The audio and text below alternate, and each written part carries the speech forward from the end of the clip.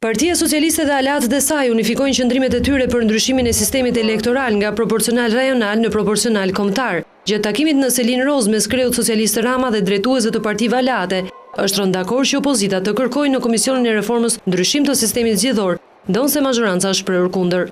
Pas takimit që zgjati më shumë se 2 orë, Pret Zogaj nënvizoi se kjo kërkesë nuk përbën një kusht për të bllokuar reformën zgjedhore, por për ta çuar përpara atë.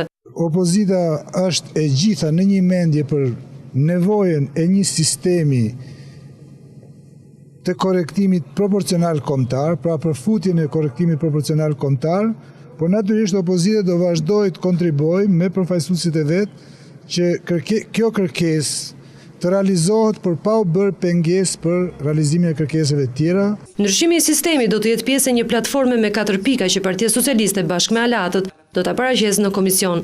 Duke filluar me garantimin e parimit një shqiptar, një qytetar, një vot, duke vazhduar me numërimin elektronik, me rindërtimin e Komisionit Qendror të Zgjedhjeve, gjithashtu edhe për çështjet sistemit. Në të parin takim të Ramës me Alatët për vitin 2012, nuk është diskutuar për çështjen e presidentit dhe as për krijimin e një konfederate të majtë nga 3 parti alate të Partisë Socialiste.